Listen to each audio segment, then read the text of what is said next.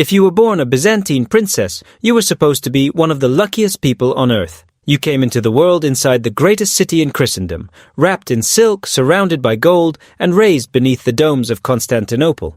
You were born in the purple, which sounded less like a childhood and more like a blessing from heaven itself. But for many imperial daughters, that purple was not freedom. It was a warning, because in Byzantium, a princess was never just a daughter. She was a symbol, a bargaining chip, a possible threat, a marriage treaty with a heartbeat. And the more legitimate her blood, the more dangerous her very existence became. Some were sealed away in monasteries while still politically useful. Some were exiled the moment they became inconvenient. Some were sent across continents to marry men they did not choose. And some spent their entire lives trapped between ceremonial honor and practical captivity. That is what makes these stories so unsettling. The cruelty was often polished. It came dressed in religion, court ritual, and the language of duty. It did not always arrive as chains and dungeon walls. Sometimes it arrived as a wedding procession. Sometimes as a convent gate closing behind you. Sometimes as the quiet moment when your family decided your life mattered less than the empire. Before we go further, tell me in the comments which sounds crueler to you already. Being married off as a living treaty or being buried alive politically inside a monastery. To understand why Byzantine princesses could be treated this way, you have to understand one brutal truth about imperial power in Constantinople. Legitimacy was priceless, but human beings were expendable. A daughter of the emperor could make another man's claim to power stronger overnight. She could connect dynasties, calm rebellions, reshape alliances, or trigger them.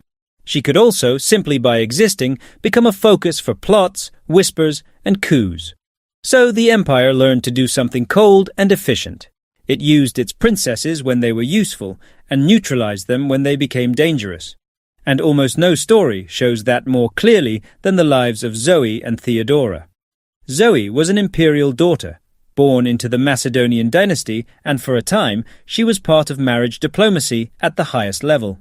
She was once promised in an alliance marriage to Otto III, the Holy Roman Emperor. But that marriage never happened.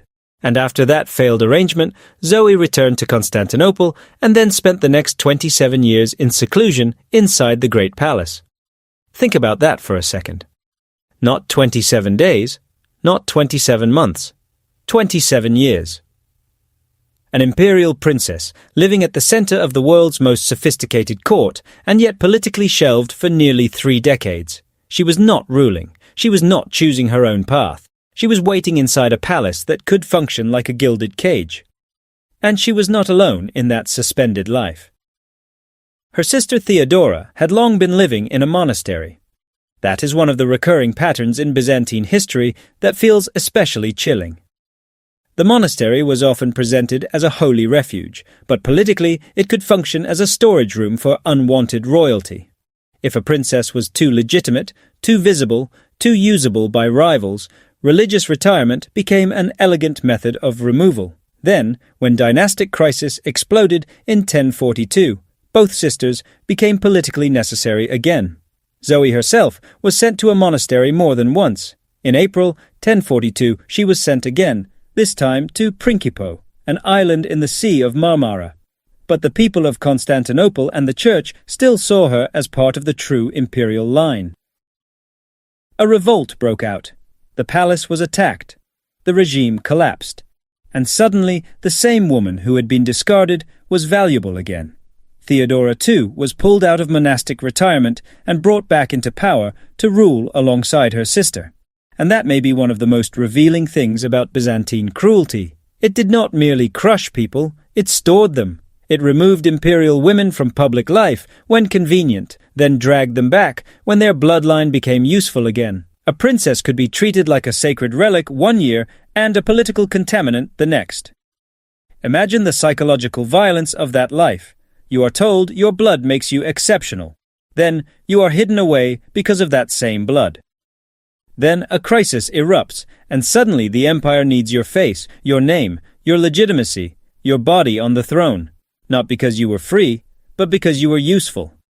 If this already changes the way you think about royal luxury, tap like, because Byzantine splendor makes much more sense once you realize how often it was built on controlled lives. And yet, even this was only one form of imperial cruelty. Another was quieter, longer, and in some ways even more intimate. Marriage diplomacy. For that, we have to look at Anna Porphyrogenita. Anna was the sister of Emperors Basil II and Constantine VIII. She was not just noble.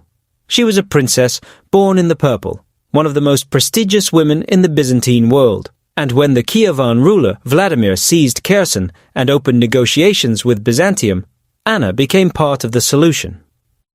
A marriage alliance was discussed. In simple terms, a geopolitical crisis was moving toward resolution, and one of the key pieces on the board was an imperial woman. But what makes Anna's story so gripping is that at least one source preserves something of her resistance. She is reported to have said she was being sent as nothing other than a hostage. Whether you picture that line spoken in anger, despair, or cold clarity, it cuts straight through the ceremonial language of empire.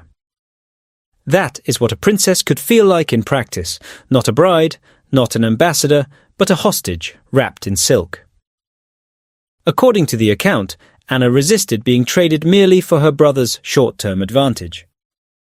She did not want to marry a pagan prince just to settle a crisis. She reportedly said it would be better to stay and die than go under those terms. And that line matters, because it shows us something important. Byzantine princesses were not always passive. They could resist, negotiate, maneuver, and exert pressure. But the need to resist at all tells you how brutal the system already was. Anna eventually accepted the marriage, but only after insisting on Vladimir's conversion to Christianity. That decision would have enormous consequences. Vladimir's conversion became tied to the Christianization of Rus, giving Anna a role in one of the most consequential religious and cultural shifts in Eastern Europe. So, yes, she had agency. Yes, she shaped outcomes. Yes, she was more than a victim. But that should not make the underlying reality look kinder than it was, because her agency existed inside coercion. Her influence existed inside a structure willing to send her away to solve an imperial emergency. The empire could dignify the act with language about faith, alliance, and civilization. But beneath all of it was a simpler fact. When diplomacy needed a woman's body, status, and fertility, the empire reached for a princess. And this is where Byzantine cruelty becomes especially sophisticated. It was not always random violence. It was strategic. It could turn a woman into a treaty. It could turn her marriage bed into foreign policy. It could make her private life serve public survival, then call that sacrifice glorious. That kind of power does not need to shout. It only needs everyone to agree that the princess belongs to the state before she belongs to herself. Now, place Anna's story next to Zoe and Theodora, and a pattern starts to emerge. If an imperial daughter could stabilize diplomacy, she might be sent away. If she could threaten succession, she might be hidden away. If she could rescue legitimacy, she might be dragged back. And if she reached for power herself, the consequences could be even harsher. That brings us to Anna Komnene.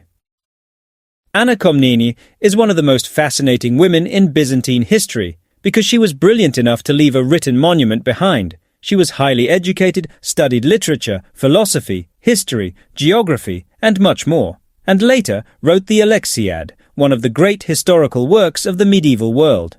Because of that, we can still feel her presence centuries later. She was not just near power, she understood power, but that did not protect her from what the system did to dangerous daughters. For a time, Anna had been the official heir. Her father, Alexios I Komnenos, had no sons, and Anna's position was strengthened through dynastic planning. Then everything changed when her brother John was born. That single birth altered the political gravity of her life. A girl once close to the center of succession was no longer the future. She had become a complication. She later married Nikephoros Bryennios, and when Alexios I approached death, Anna and her mother tried to persuade the emperor to favor Nikephoros over John. After John took the throne in 1118, Anna became entangled in efforts to remove him. One source says she joined her mother in the attempt to reshape the succession. Another says she was suspected of involvement in a plot against her brother, possibly even around the time of their father's funeral. The crucial point is not the gossip of court alone. The crucial point is what happened afterward. The plot failed. Her husband would not fully support it. Her property was confiscated, and she was banished to the monastery of the Virgin Komnene, forbidden from entering the imperial palace again. Listen to the cruelty in that sequence. This was not the destruction of an ignorant outsider. This was the neutralization of a purple-born princess with one of the finest minds in the empire. She was not merely pushed aside. She was politically erased. Wealth gone. Position gone. Access gone. Palace gone. Future gone. And again, the method matters. Not execution, not a public beheading, a convent. That is what makes Byzantine punishment so cold. It often chose forms that looked cleaner than open slaughter. A monastery could be explained as piety, retirement, repentance, reflection. But in political reality, it could operate like a velvet prison. Anna Komnene's later years gave the world an extraordinary history, but they also reveal the empire's talent for controlled disappearance. When a princess became too ambitious, too clever, or too threatening, the state had a mechanism ready. Close the gate, confiscate the estates, remove her from the center of the story. And if one of these stories hits you the hardest, write that princess's name below. I'm curious which life feels most tragic to you. Zoe, Theodora, Anna Porphyrogenita, or Anna Komnene. What makes all of this darker is that none of these women were random casualties. They were central to the empire's own idea of legitimacy. Byzantium adored imperial symbolism. It invested power in blood, ritual, dynastic continuity, sacred kingship. But once it did that, imperial daughters became both precious and hazardous. The same status that made them valuable also made them impossible to leave entirely free. So the empire developed a repertoire: monasteries for containment, marriages for diplomacy, seclusion for delay, recall for emergencies, confiscation for punishment. And behind those tools was a deeper logic. A princess was safest only when someone else controlled her. That is why the cruelty here feels so modern, even through medieval clothes. These are not just stories about violence, they are stories about institutions managing women's lives for strategic ends. Power taking a daughter and asking not, what does she want? But, how can her life be arranged to serve stability? That arrangement could be decorated with religion. It could be framed as honor. It could be sung by priests and chroniclers. But if the woman herself had little real choice, then ceremony becomes camouflage. And once you see that, Byzantium changes. The jeweled crowns become heavier. The marriage processions become darker. The convent walls start to look less holy and more political. The phrase, born in the purple, starts sounding less like a privilege and more like an enclosure. Because for many princesses, the worst thing done to them was not one dramatic act. It was the system itself, a system that could isolate you for decades, send you away for diplomacy, or bury you in ritual retirement the moment your existence became inconvenient. Even the rare moments of victory do not fully erase that. Zoe and Theodora were restored, but only after being sidelined. Anna Porphyrogenita influenced the conversion of a ruler, but only after being treated as a solution to imperial crisis. Anna Komnene produced immortal history, but only after losing the struggle for power and being forced out of the palace world that shaped her. So, if we ask, what were the most evil things done to Byzantine princesses? The answer is bigger than one atrocity. It was making legitimacy feel like a trap. It was teaching royal daughters that their blood was public property. It was turning sacred vows into political confinement. It was turning marriage into strategy. It was turning brilliant women into risks to be managed. It was letting the empire praise them in theory while controlling them in practice. And maybe that is why these stories still linger. Not because they are distant and exotic, but because they are painfully recognizable. The costumes are medieval.